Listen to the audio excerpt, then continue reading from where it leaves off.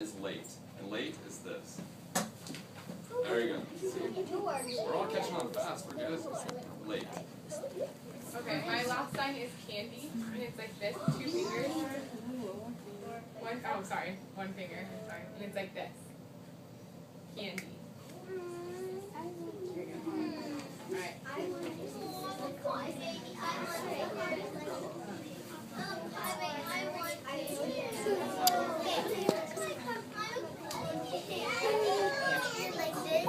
Okay, so this is the secret shortcut.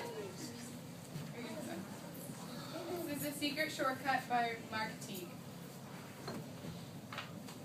On Monday, Wendell and Floyd were late for school.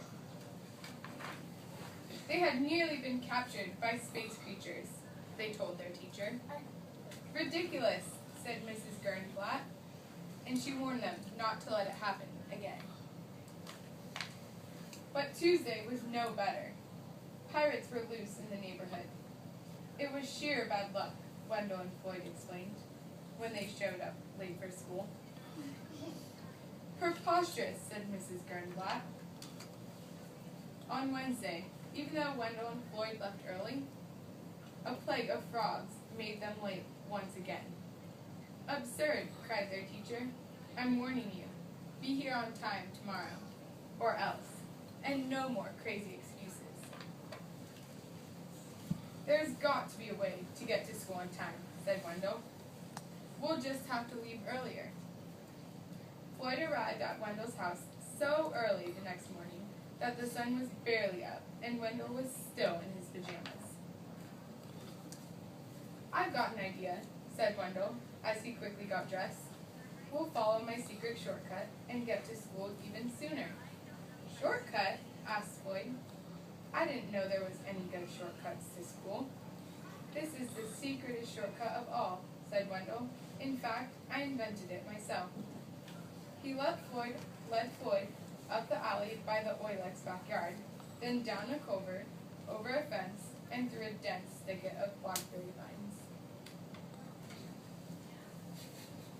Then they scrambled over some boulders, down a steep bank, and across a narrow street.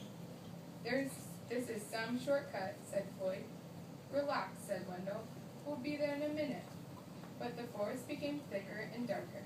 Soon it was hung with vines. The screeches of strange jungle animals echoed all around. Maybe we took a wrong turn, said Floyd.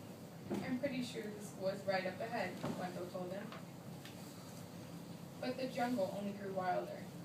And when the boys finally came to a trail, it didn't lead straight to the school, as they hoped.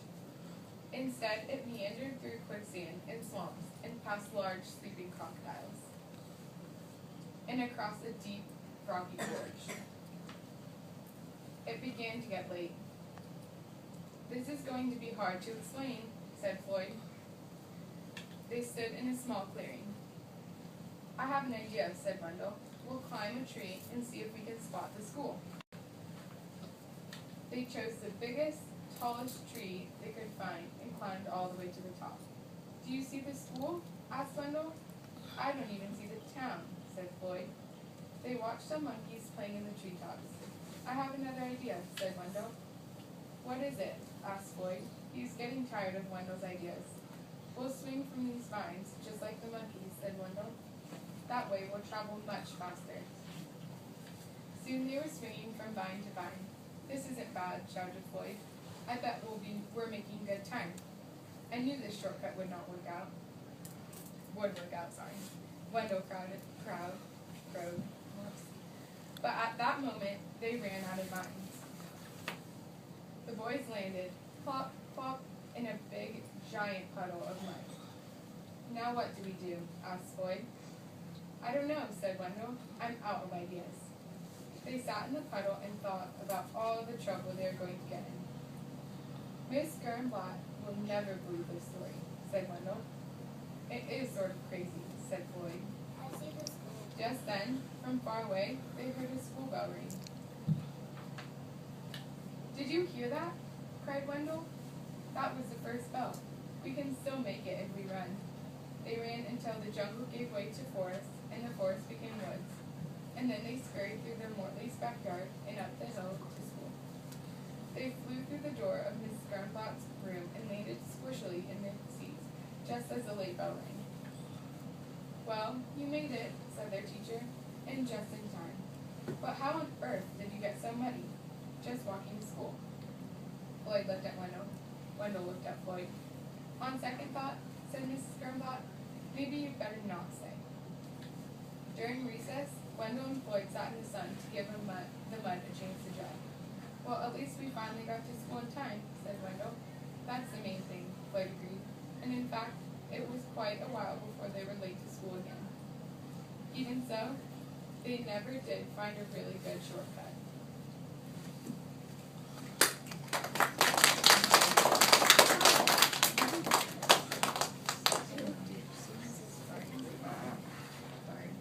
Alright, so, this book is Arthur's Chicken Pox by Mark Brown.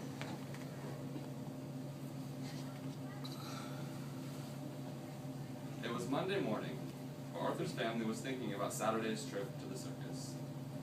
"I wonder if the knife thrower will be back," said Father. "The trapeze artists are my favorite," said Mother. "I like the clowns best," said Arthur. "I like the cotton candy," said D.W. Arthur thought about the circus in school, too. For his art project, he drew a picture of the circus. Then, at lunch, Arthur noticed he didn't feel very well. He went to the nurse's office. "You have a temperature," said the nurse. Then Arthur's dad arrived to take him home. "I'm going to get better fast," said Arthur. "I don't want to miss the circus." D.W. was surprised to see Arthur when she got home from playgroup. "What's wrong with you?" she asked. "You don't look sick to me." "But I feel sick," said Arthur. "I think you're fake," said D.W. At dinner time, Arthur got to have chicken noodle soup on the sofa. "Why do I have to eat at the table?" asked D.W. "You're not sick," said Mother. "Well, I think Arthur is just pretending," said D.W. "Eat your spinach," said Father. The next morning, Arthur was really sick. "Arthur has polka dots," said D.W., laughing. "Too bad he'll miss the circus." "I'll see if Grandma Thora can stop by later," said Mother. "She knows all about chicken pox." That afternoon, Grandma Thora arrived. "I brought you some treats to help you feel better," she said. After school, Arthur's friends stopped by with get well cards. Muffy brought Arthur all his homework. Father brought Arthur some stickers and cherry cough drops. "Can I have a cough drop?" asked D.W. "You're not sick," said Arthur. "I feel all itchy," said Arthur after dinner. "Try not to scratch," said Grandma Thora. "But I want to scratch," said Arthur. "I'll make a special soothing bath," said Grandma Thora. "That might help." Arthur was allowed to drink juice in the tub with a crazy straw. "If you're a good little boy and don't scratch your spots," said D.W., "I'll bring you home a balloon from the circus." After his bath, Grandma Thora gave Arthur a back rub and told him the story. "I think I'm ready for my hot tea now," said Arthur. "Don't forget the extra honey, please." "Can I have a back rub too?" asked D.W. "Maybe later," said Grandma Thora. "Right now I have to get Arthur's tea." Suddenly, D.W. got an idea. She went to the bathroom and closed the door. First, D.W. put baby powder on her face to look pale. Then, she looked through her marker box for a pink one. And she gave herself spots. Lots of spots. D.W. made loud moaning noises as she came down the stairs. "I don't feel well," she said. "Good heavens," said Grandma Thora. "You have them too. Let me take your temperature." When no one was looking, D.W. held the thermometer under hot water. "Oh dear," said Grandma Thora when she read the thermometer.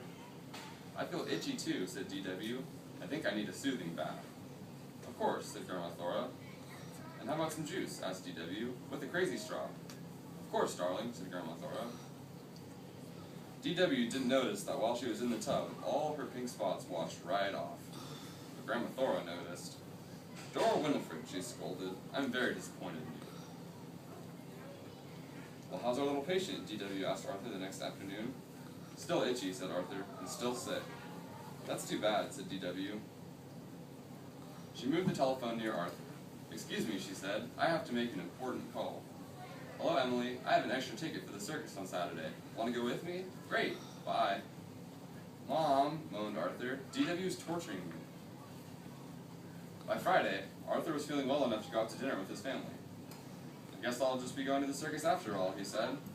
Oh, that's grand, said Grandma Thora. DW, you better call Emily, said Mother. Maybe I should wait, said DW. Who knows? Arthur might get the flu. But Arthur didn't get the flu. The next morning, he was up early and dressed for the circus. Everyone else was ready for the circus, too. Everyone except DW. Hurry up, DW, or we'll be late, called Mother. DW came down the stairs singing. It's cotton candy I love to eat. It's so squishy, it's so sweet. Mother just looked at DW. Oh boy, said Father. Good heavens, said Grandma Thora. Arthur started laughing. What's so funny, asked DW.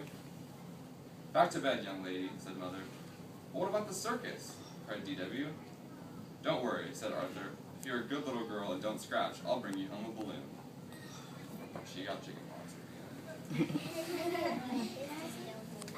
You see? You didn't show So little pictures? spots in her face. I was running with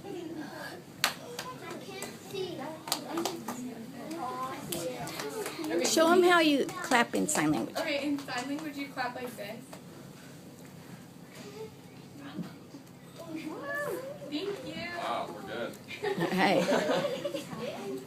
Or you can stop it.